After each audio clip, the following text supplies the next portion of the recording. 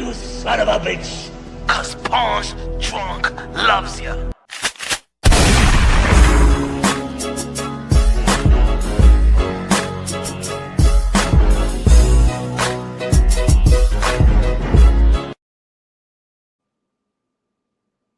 What up, ladies and gentlemen? We right here with Shadaisa Green, the super middleweight WBC champion.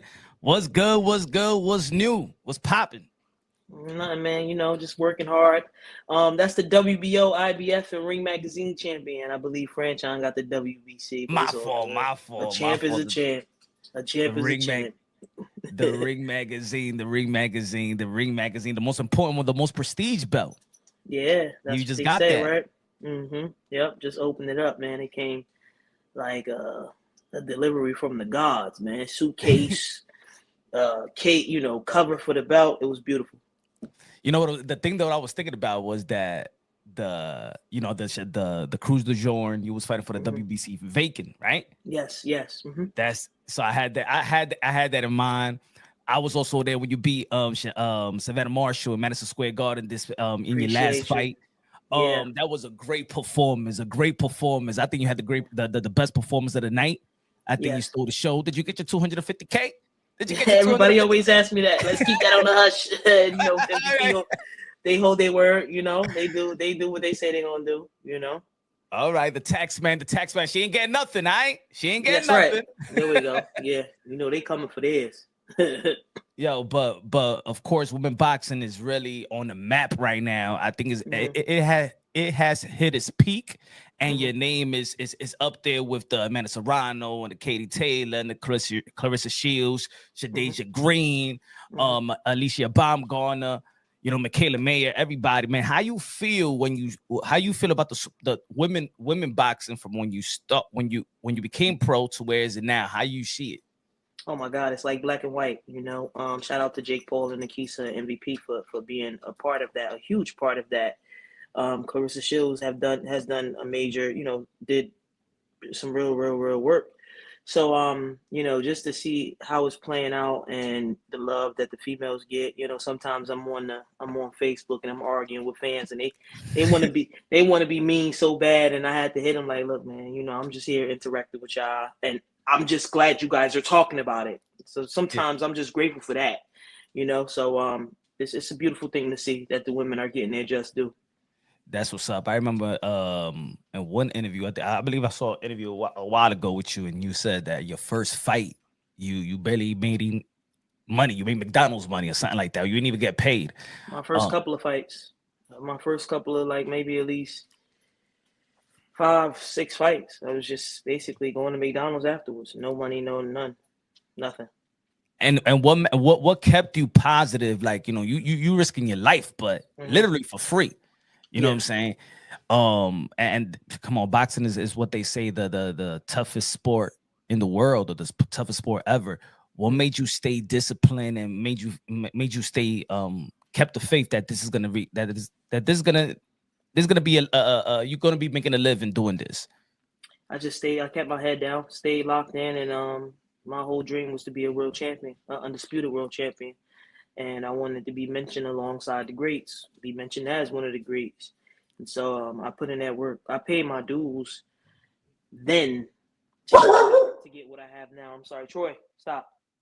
I said stop. Listen. But so I pay a lot of people, they think that this is overnight, but really it's like what you put into the sport back then when it was giving you nothing. The days that you worked hard when nobody was watching, when nothing was on the table, nothing big, nothing huge, just a double cheeseburger with extra, with extra onions and some fries on the side. You understand what I'm saying? So I put my dues in those years, applied myself to get to where I am, and I'm not even where I want to be right now, but I'm a step closer. So, and I still love it the same. That's what's up. I mean, you're also an Olympian as well. And how did that experience being an Olympian was for you? You didn't have a long amateur background, but you still made the team. How was that experience for you? Representing USA in the Olympics?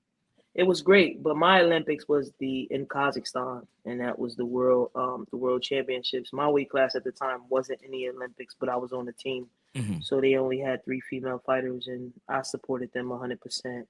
Was up there with them training, getting ready, and when it was time for me to go to my Olympics, which was in Kazakhstan, the World Championships, AIBA Yeah. World Championships, I medaled silver. So I was proud of myself, but I wasn't happy. Mm. It was a different sort of experience because I went from fighting maybe once a year to fighting every single day. From the bottom, we were the lowest seed for Yeah. heavyweights. So I fought all the way to the top and end up losing to Kazakhstan. So that was an amazing experience for me. It showed me where I belong and where I could be, and that's Hey, well, part of the reason I'm here probably now too. that's what's up, because when the USA fighter doesn't feel happy, it propels him to become Hmm. a world champion, in the pros, and a great fighter, an elite fighter. Look what happened to Floyd Mayweather in the Yep. Olympics, and Roy Jones Jr. Yep. Teofimo Lopez got snubbed. Shakur Stevenson felt he got snubbed, and look at and that has put a chip on their shoulders when they became pro. Did that Hmm. experience put a chip on your shoulder? Absolutely. I started doing all the things that I hated to do, and that was running and really getting my cardio up there because I didn't want to feel I got outworked that fight. Like she just Mm. completely outworked me, and it wasn't like there was a huge skill gap with me being more skillful, and I just gave it to her because she outworked me. Her experience played a major part in it, and I said to myself, I never want to feel that way again. And I guess that up in all of my cardio, that's what kind of made me become a middleweight because I started losing the weight and stuff like that. So Okay. it's like now when I'm not able to do cardio every single day, I kind of be like, okay, we got to get back. We got to get back. So my losses in my career really has shaped and formed my mental capabilities now in the present that allows me to be successful in whatever it is that I decide to do and what I'm training to do. That's what's up, because what makes you move forward right quick and go back to the drawing board and go back to the gym and make you work harder and things of that nature is when you take accountability. Hmm. When fighters lose, they be like, nah, they cheated me, they robbed me, Yeah. and things. So you go back into, I never heard you make no excuses, even when you took that L from Crew de Jour. So you Hmm. just get back right in the gym. You take accountability for your performance and stuff like that. You Right. felt that you let things happen, especially the Crew de Hmm. Jour fight, that you should have capitalized from or make an adjustment. And Hmm. but you taking accountability made you have that clear mind and go back to the gym, and then you get the victory versus Savannah Marshall. That's how you see it.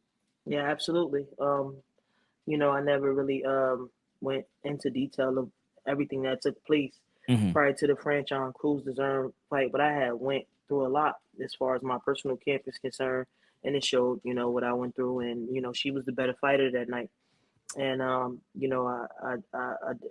got myself some help, locked in with my trainers, and now we're here, 3 belts later, unified. That's what's up, man. And who'd you credit that was that first person to believe in you when nobody else did? When now you a champion, your name is ringing bells, so you're gonna be having new people in your life, Hmm. people around you saying, I was there in the beginning. I always believed in you, but who Yeah. truly believed in you when nobody, you know, nobody believed in your dream, nobody believed in your goal? Who truly believed in you and was in your side, on your side? I'd say my two trainers, Barry and Terrific, and my mom.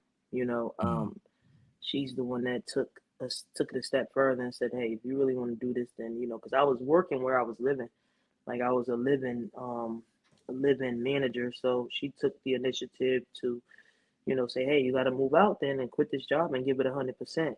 Mm. And my trainers, they always believe, like they always told me I was one of the best female fighters in the world. Like they tell me, I'd be like, "You for real?" And they'd be like, "Yeah," but they're not yes men.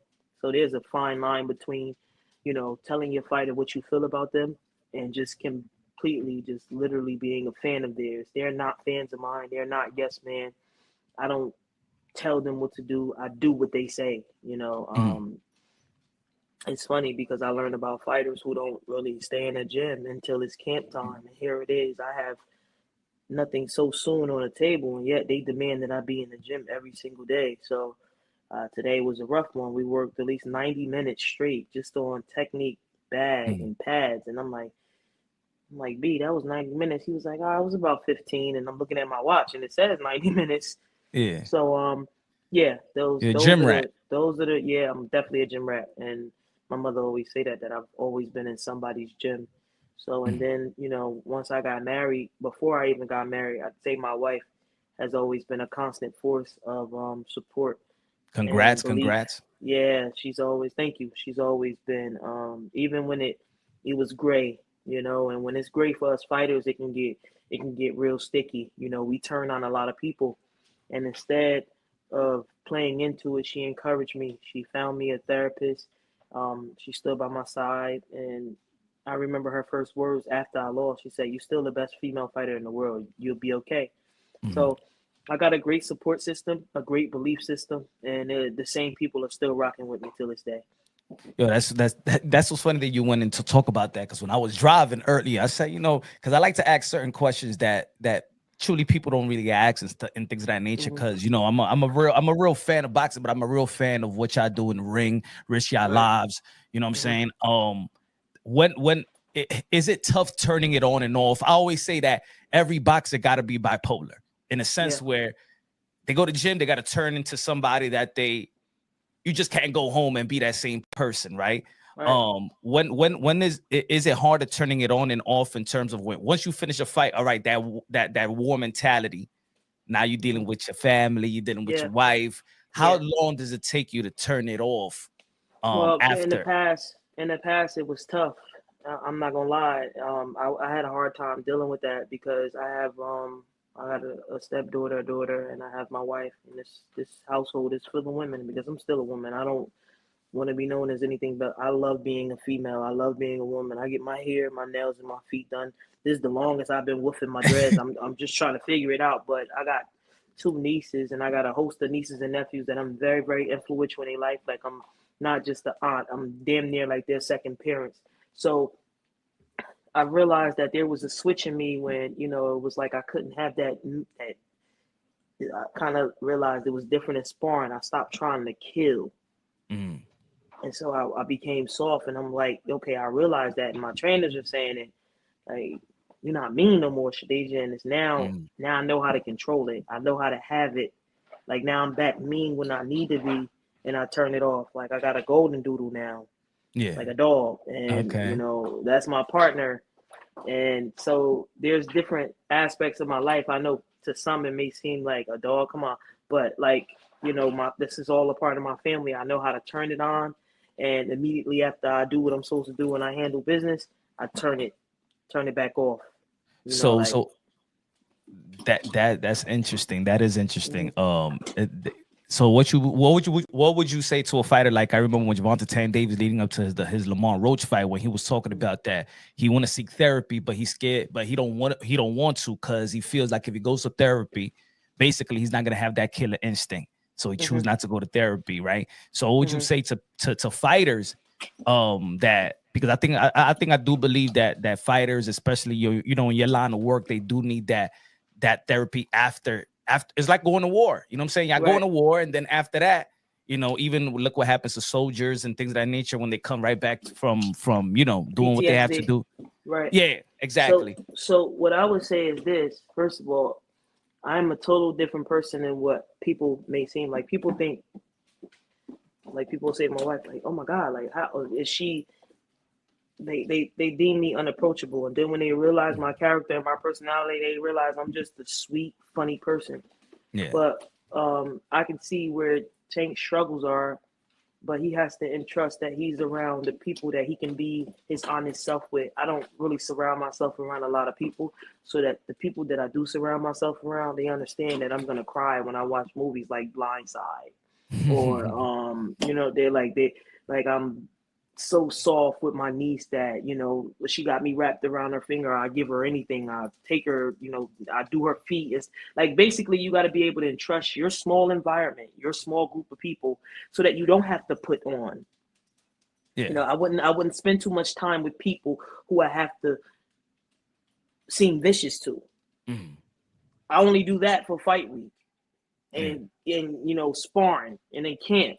Even the people that I'm in camp with, they're close companions that yeah, Shadaisa's this way, but we know Shadaisa, you know.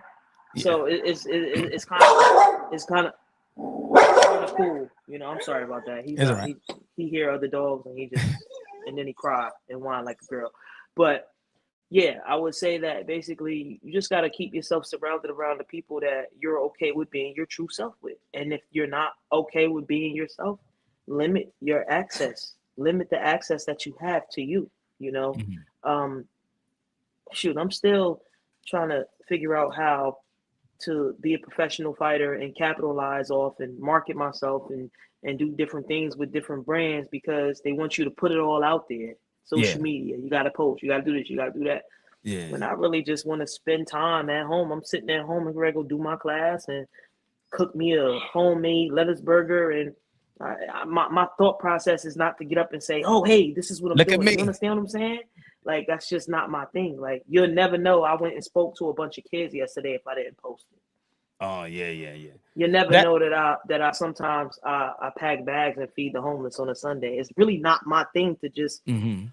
You never know that You're sometimes I doing it stop. genuinely from your heart. It's not to show. Yeah, like I To, stopped bullying and I got little kid friends that come and ring my doorbell all the time and you never know these things because it's not in my nature to just get up and highlight it and post it on Facebook and Instagram, which for now, like to capitalize off it, people should. But that would be my advice: is to yeah, I think you should. I think you yeah, to should. Cause stay around people you're comfortable with being yourself with. yeah, That's my yeah. answer. Yeah. That's what's up. I think you should because you are a motivation figure in the sport of boxing. You are an inspirational figure in the sport of boxing. Everybody got their story, but you in a position right now where thousands and millions was paying attention to you, just like when you fought in front of 73,000 people out there in Dallas, Texas. Oh, that was a lot. Yeah, that was a lot. I know, and I seen you after the fight, but I ain't say too. I didn't say nothing, but in the back, and you was cheesy. You was very very happy with that with the victory. You could tell Absolutely. your peoples were so happy. Yeah, How was that experience? Dallas, Texas, 73,000 people. that was crazy. That was crazy. That's probably like one of the most iconic stadiums I've ever been in. I played basketball in college, so I've definitely played in front of some people. But just the experience, having to be driven by a golf cart to get to the ring. Yeah. One, two. When you come out there and you hear the crowd, you hear the claps, right? You hear clap, Mhm. clap, clap. Now this time when I came out, it was like that was crazy to me. But that's the place where I won my first title.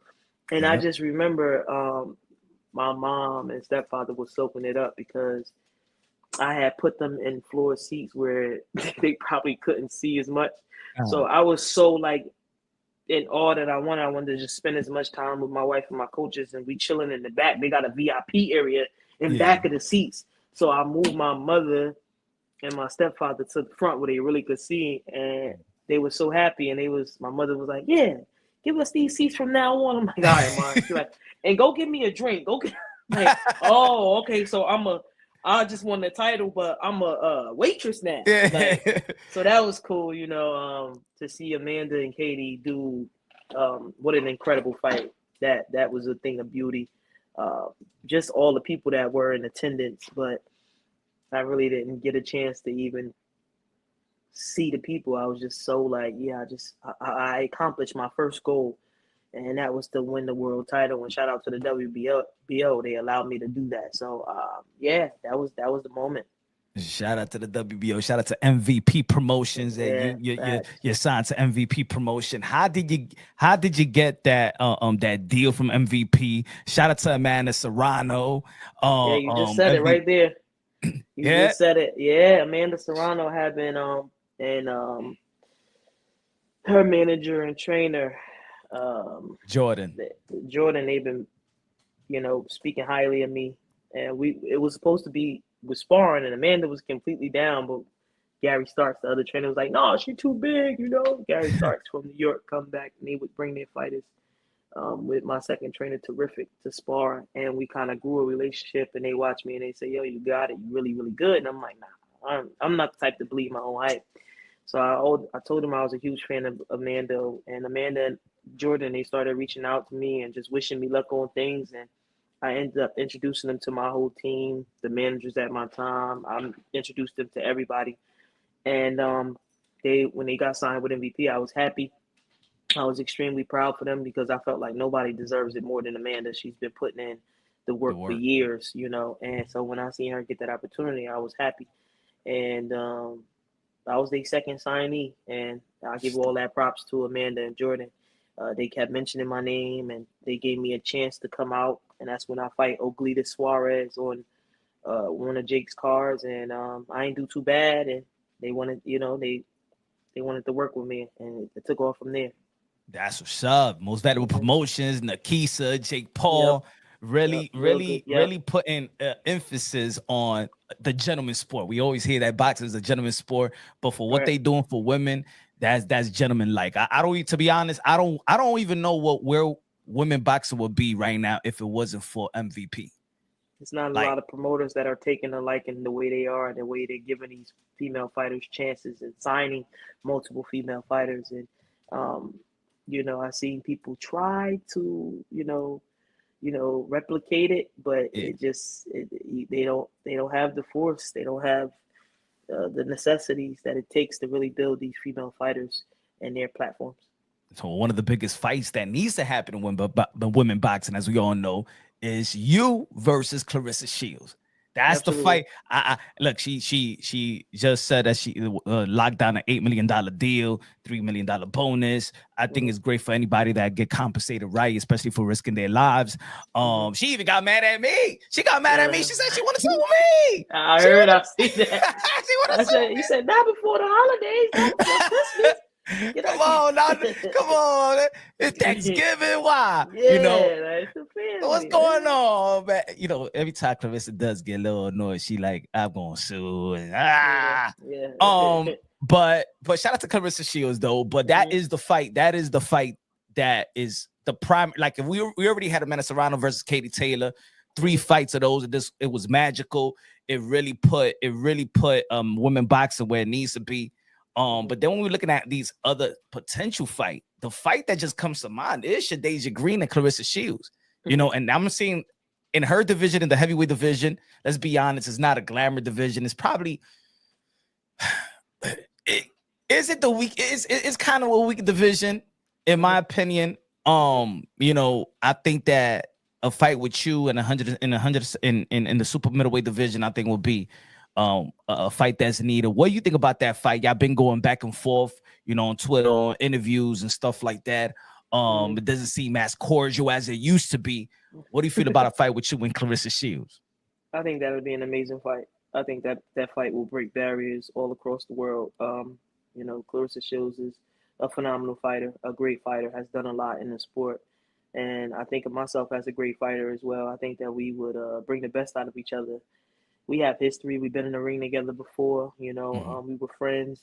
So I already know why some of the back and forth is and why it's so harsh, and I respect that. But I don't know. I don't know what she's got planned to do next. I think her plans are already set out, which she has the right to do that. I told her I would love to fight. She told people that after I beat Savannah Marshall that we would fight, and we haven't really gotten a call or whatever. MVP tried to sign her, of course, to try to make it happen, but she's gonna do what she want to do, and I can't wait forever. Um, Mm. I got dreams and goals of mine that I want to, do. Maybe my next step in destroying whoever is put in front of me next will make the fight more suitable, more appealing, But right Yeah. now, it's definitely a hot topic. You know, as she, she self-proclaimed the GOAT. She feels that Hmm. she's the greatest woman of all time and things of that nature. And even in the male, if you believe that you're the face of boxing, Hmm. you're the king. I Hmm. believe that you got a responsibility for the sport. You Hmm. know, so it's like Katie Taylor and Amanda Serrano. They had responsibility to make that great fight, and not only for themselves, but while they was promoting the fight, leading up to the fight, they were saying this for women boxing, this for women boxing, and which it was, Hmm. and it gave a lot of women a platform as well. I said, in my opinion, I when I look at Amanda Serrano, I say I say she's the greatest woman of all time. Not necessarily just what she did in the ring, but I look at like what Muhammad Ali did in and out the ring. Like, I think it takes more than just what you do inside of the ring to be the greatest. Just because we learned from Muhammad Ali, you know, how his sacrifices and what he did for the culture, you know, what he did for boxers, what he stood for. And I believe that when Amanda Serrano did pull out from that fight with Katie Taylor a long time ago, and she was fighting for her worth, right, and then trusted Jake Paul at the time when everybody thought that it was, who was this guy, 24, 23 years old, and then whatever, and trusted him, and they trusted her. And that, you know, now look where she's putting women in position like yourself. And she could have been easily like, nah, this limelight is all for me.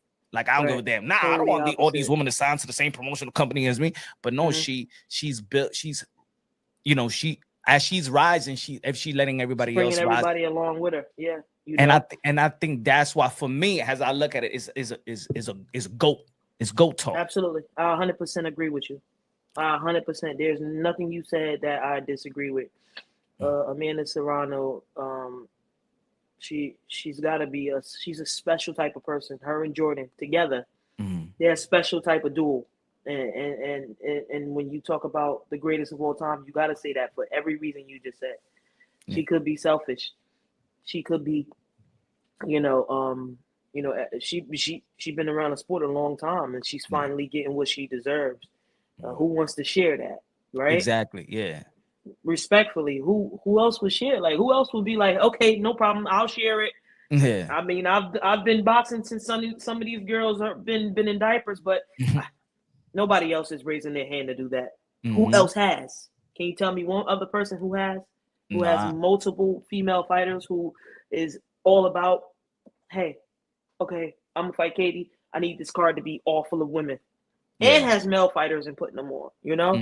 So those are my sentiments exactly. I agree with you 1,000%.